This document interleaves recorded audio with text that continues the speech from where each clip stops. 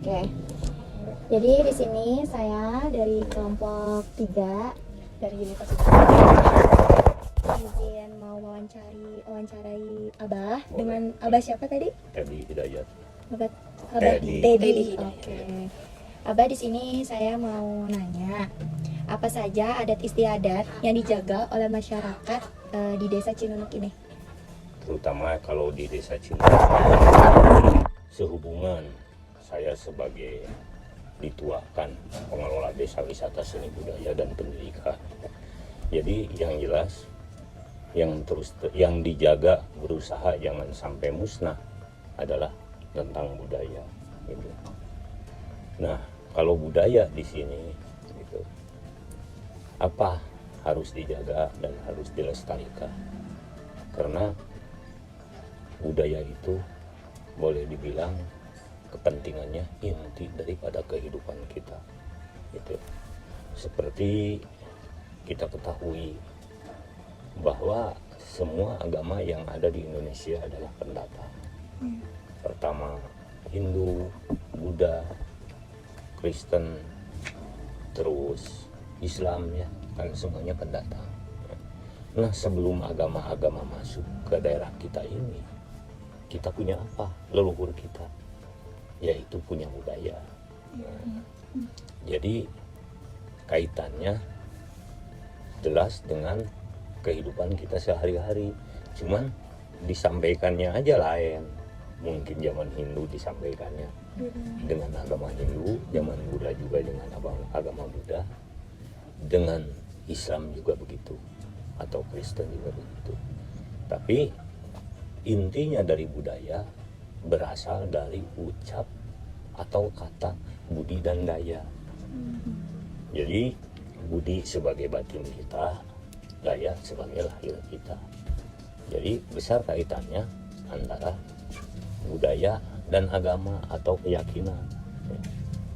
Saya ambil contoh gini. Dari budaya yang diutamakan, kalau kata bahasa Sunda mah belas asih ya. Belas asih gitu ya. Kalau bahasa Indonesianya adalah kasih sayang ya. Nah, jadi berarti dalam budaya itu segala sesuatu hal apabila kita mau berbuat sesuatu harus didahulukan dengan kasih sayang. Nah, kita bisa disimak daripada keterangan agama Islam terutama ya. Bismillahirrahmanirrahim ya. Kan yang bukan kita hanya sepintas saja. Kalau kita sepintas menerangkan bahwa Allah itu Maha Pengasih lagi Maha Penyayang, ya. Nah, Maha Pengasih, Maha Penyayang ya. Kan itu sudah menjadi apa? Diketahui oleh semua umat muslim ya. Gitu ya, bahwa Allah itu Maha Pengasih lagi Maha Penyayang.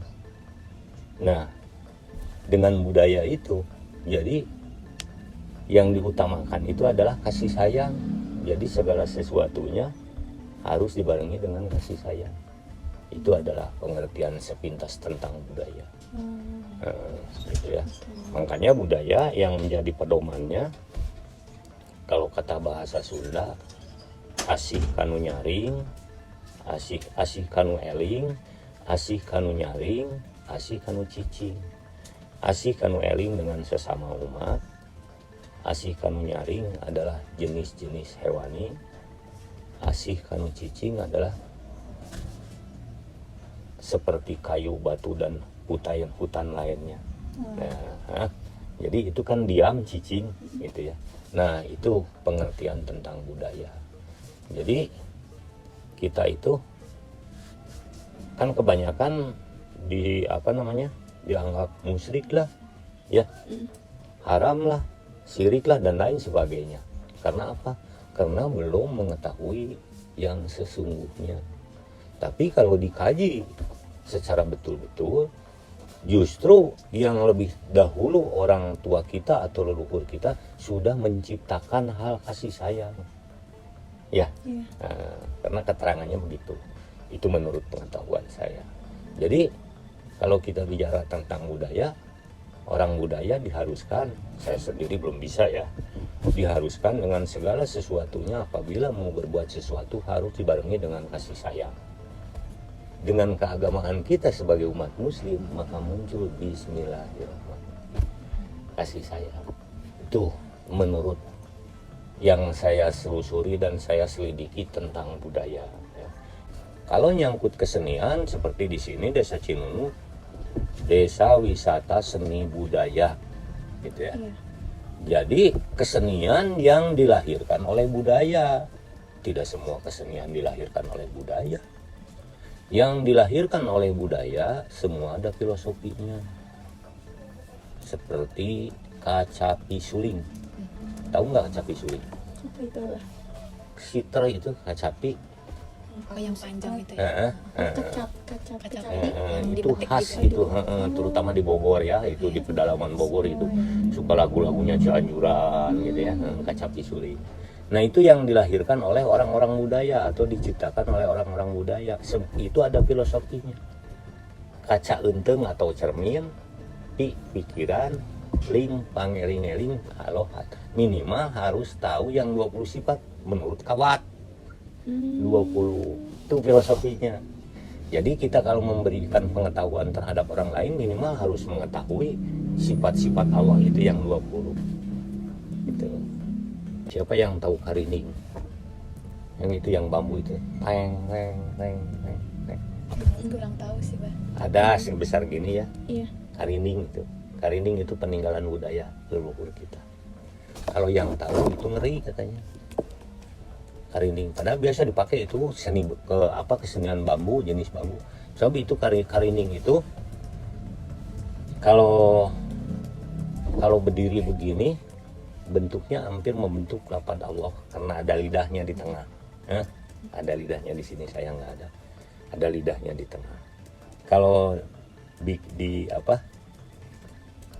tengkurap begitu ya, kayak manusia sedang tidur begini yang meninggal. Nah, tapi filosofinya itu adalah yang perlu dilindungi itu ada hutan larangan, ada hutan tutupan, hutan bukaan, dan ada hutan tutupan, ada hutan beladahan.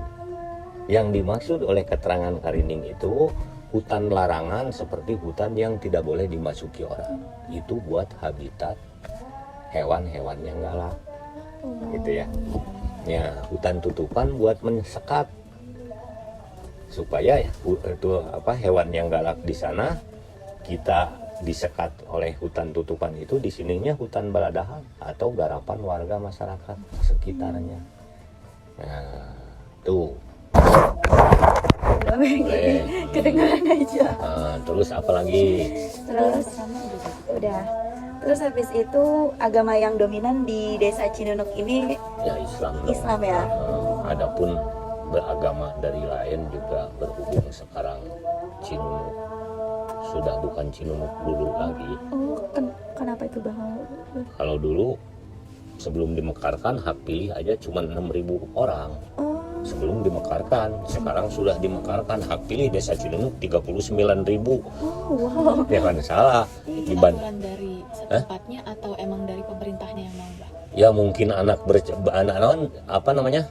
keturunan, cucu beranak, dan banyak para pendatang. Karena dulunya tanah kosong, sekarang kan di sana di atas komplek Manglayang Regensi aja 3.500, 4.500 unit, belum langgeng, belum ini ada sanggar mebel dan lain sebagainya, banyak komplek-komplek, belum kesananya ke bawahnya. Itu kan dulunya sawah sebelah sana jalan. Oh, iya, udah Sekarang banyak. sudah makanya dulu tahun 72 itu masih 6.000 hak pilih, itu pun sebelum dimekarkan.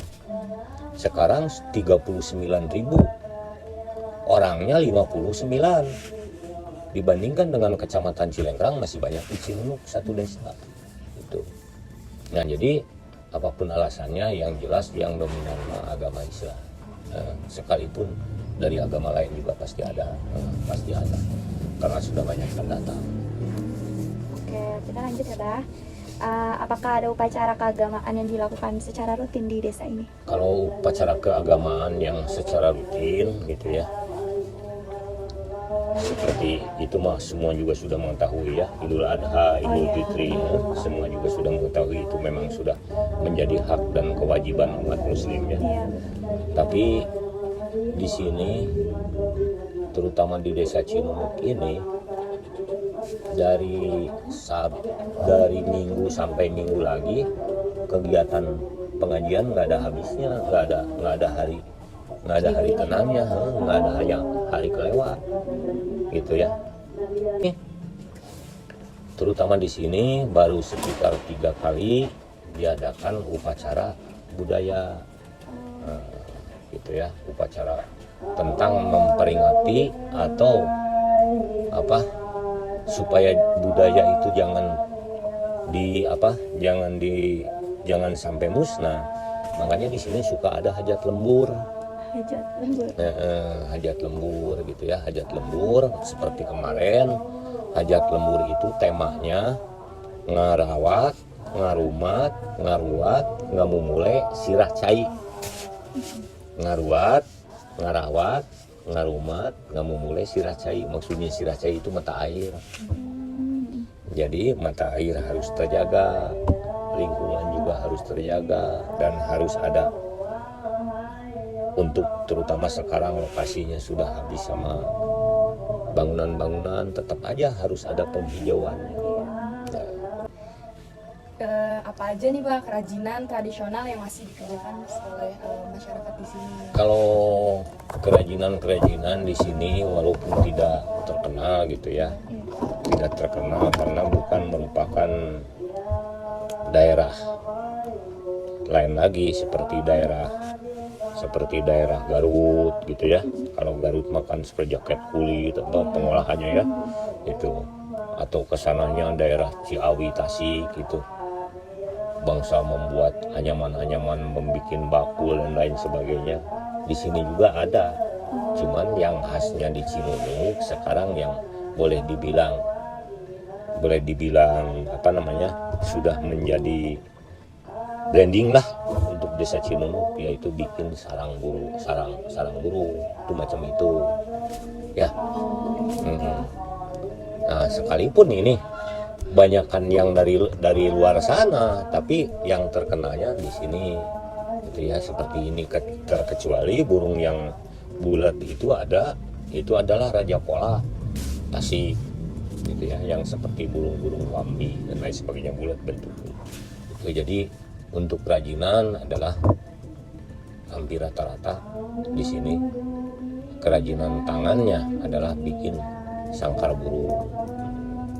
Kalau kulinernya ya keripik, tahu keripik ya, keripik singkong dan pisang. Nah ada yang lainnya adalah bangkrok ketan ya, bangkrok ketan. Kayak apa itu?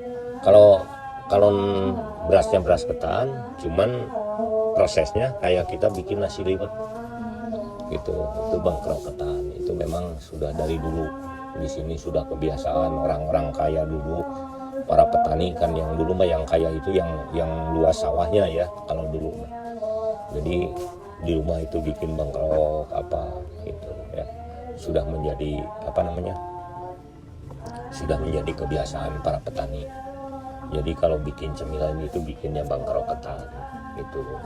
Cuman untuk Bandung yang sekarang yang dipiralkannya adalah tape cimenyan ya.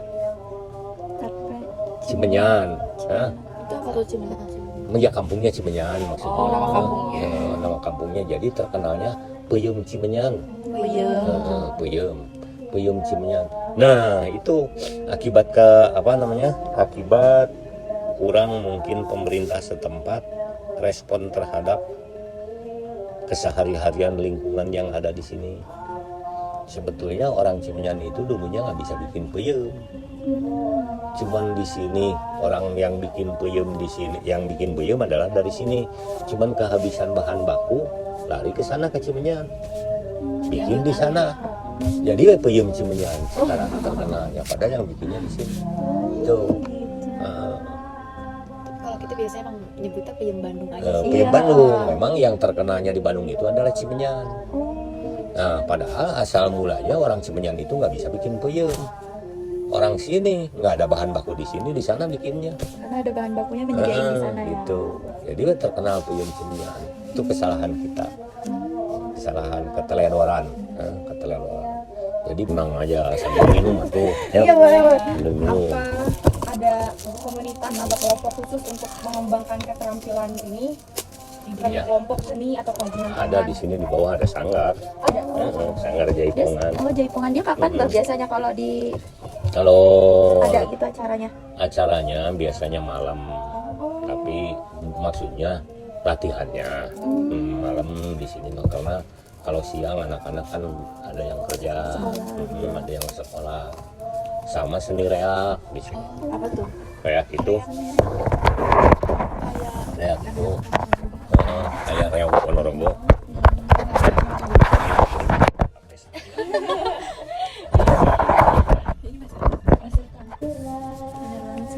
Maaf nggak ada makanannya. Iya nggak apa-apa bah. Ini kan kita juga udah nanya-nanya nih. Kita semua belum sempat kenalan jadinya sama abahnya.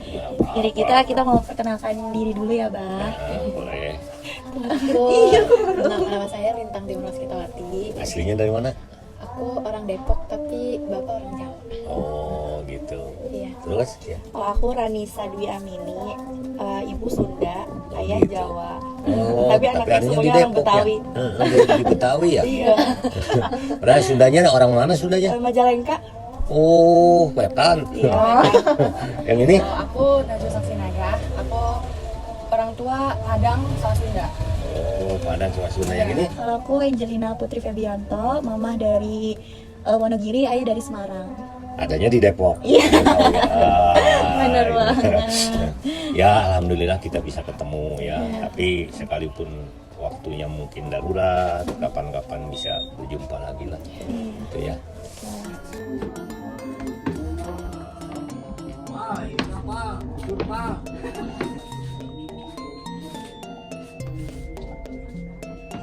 Siapa masaknya masih ditunggu. Mana cakar-cakar ada. Kayu bakarnya abang ambil di mana?